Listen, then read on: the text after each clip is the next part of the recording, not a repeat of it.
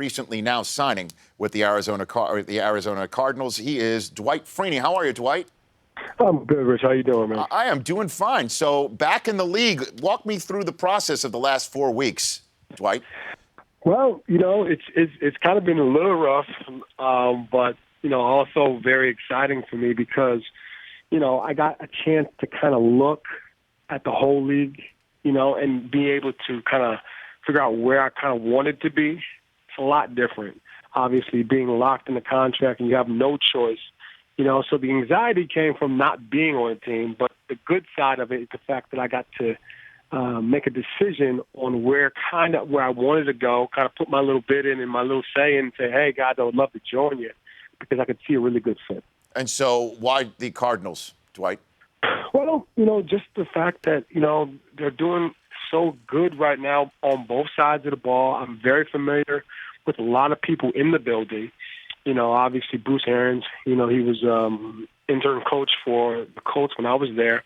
We have a lot of guys on the coaching staff, Tom Moore, from an offensive perspective. Also, defensively, James Betcher, the D coordinator, also coached me at Indianapolis. And honestly, just being part of something special. I mean, this defense is so special. We have so many playmakers. I've never been a part of a defense with so much talent. So I'm really excited. Dwight Freeney joining me here on the Rich Eisen Show. You're in the facility with the Cardinals right now, having this conversation? Yeah. I'm actually, I stepped away. Okay. And, I'm with these guys here, and they're on the East Coast. Getting ready to, play Pittsburgh. Okay. Yeah, and in that regard, you said Arians, obviously. This is big, Dwight, with the Pittsburgh Steelers, quote-unquote, retiring him. We all know how he was not really retired, and how Chuck Pagano called him up saying, how'd you like to come and coordinate my offense for me? And that's how he wound up in Indianapolis and wound up being an interim coach who becomes coach of the year. Now he's in Arizona where he was coach of the year. What do you think this game means for Bruce Arians, Dwight? I think it probably means a lot. It's kind of like, one of those, if you're a player and you had a long run at a certain team with a certain team, and then for whatever reasons, you have that happens more with players, and I know talking to a lot of players, they love those games because, maybe they weren't ready to go yet. So I don't know. I hadn't talked to Bruce about it, honestly, but I could only imagine that there has to be some type of emotion there. I know Bruce enough to know, he respects everything about the Steelers, and, he had a lot of fond memories there, but I definitely know he would love to beat him. Yeah. And do you think he's going to say something to the team this week, knowing Bruce as you do, or it's just going to be left unsaid? What is your guess here, Dwight? Well, I don't think he's going to say much, honestly. I mean, I'm completely guessing, but I don't think he's going to say much. I think it's understood, in a sense, for probably a lot of the players here on the team, that this game means a lot to him. So I don't think he has to say anything. Dwight Freeney joining me here on the Rich Eisen Show. So you say you've been keeping your eye on the league, watching teams, watching ball. What do you think of Peyton Manning in Denver right now, Dwight? Much of a conversation is what he looks like, whether or not he will be able to keep things up for a full 16-game slate. What are your thoughts on just the eye test of number 18? Well, I think Payne's going to be fine. Obviously I know with the regime change over there, they're doing some things a little bit different, but, they are still undefeated. And obviously Peyton's a big part of that. He's a winner. He's a proven winner. And I think no matter what situation that he gets put in, he's going to find a way to make it work. And, does he throw like he threw, 10 years ago? No, of course not. I think Father Time hits everybody, but I think he still does a great job of managing that offense. And another former team of yours took on a team that you're about to take on next week. They took them on last night, the Chargers. Losing in that way, how can a team lick their wounds when it comes to that? If you're on defense and you need to stop 1 yard and you know who's getting it and you couldn't stop it, Dwight, how is that resting, do you think, in the defensive side of the locker room this morning? Well, obviously it's not sitting well. Those guys have a lot of pride. They have a lot of talent over there. And, they always, really put things on themselves in the sense of the game. You know, regardless of I don't care if they scored 7 points and the score was 6-7. You know, they said, "Oh, great defensive effort," but we still lost. And I know those guys have a lot of pride. But I know they'll bounce back also. I mean, that's a team, like I said, that has a lot of talent and have a lot of history over there. Play great ball and defensive ball, and they have a lot of wins.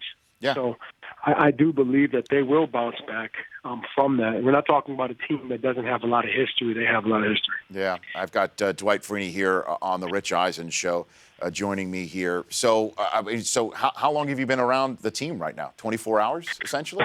Literally, not even. Not even. So do you have your stuff? I mean, like, what's your life like right now? Yeah, I have majority of my stuff with me. Okay. You know, and it's pretty much, you know, Bruce gave me a call. You know, and about 8 hours later, I jumped on a plane, and I kind of tried to gather whatever I had, and now I'm here with them. You know, and now I'm trying to cram here, trying to get as much information as I possibly can that guys have learned for years or learned since March. I'm trying to jam it in about a couple of days, and, you know, we'll see what happens. And Mike Vick looks like you're going to have to contain him or put him down on the turf, Dwight. I mean, I'm sure you've faced him many, many times before. Now here, isn't it amazing how things work out, Dwight? Here you are in an Arizona Cardinal uniform, and he's in a Steeler uniform, and you're going to be on the opposite side of a line of scrimmage after all of these years. It's truly unbelievable. No, it really is. I mean, I remember playing against Michael when I was at Syracuse, and Michael was at Virginia Tech. You know, so I'm very familiar with what type of player he is and what he's capable of. You know, but it's definitely good to see, though, that he's still out there and he's still playing and winning games. And, you know, I wish him the best. You know, and for me, you know, I just can't wait to get back out there.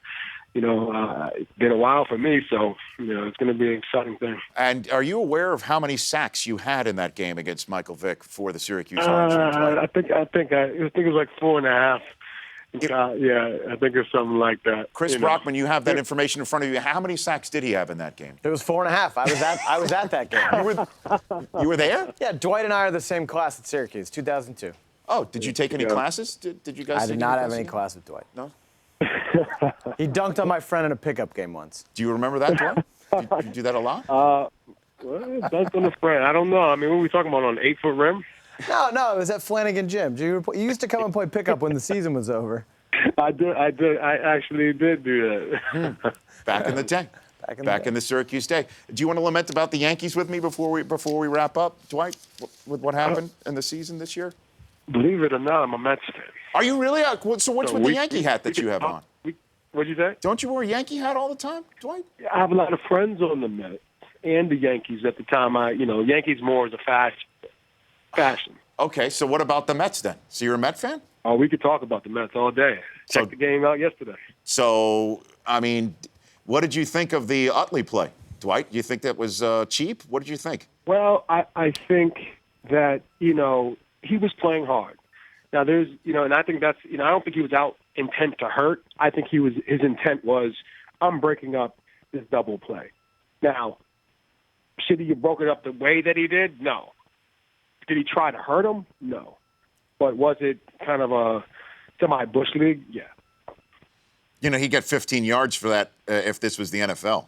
He'd definitely get 15 yards, and you get an envelope on your locker, $10,000 fine or whatever it is. How much? What do you think it would be? What do you think that fine would be in the NFL? It would definitely have to be 5 figures. Well, right? It depends if it was a quarterback or not.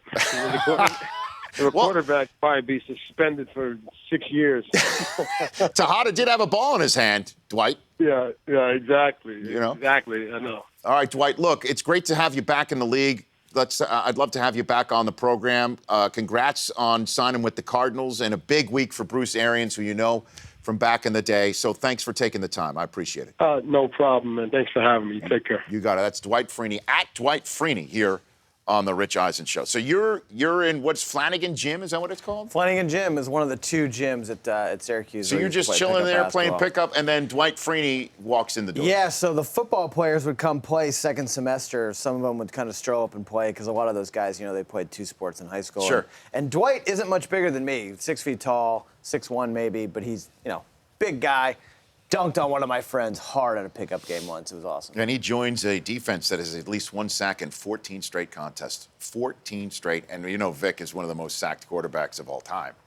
12-1, the Cardinals are when holding an opponent under 20 points.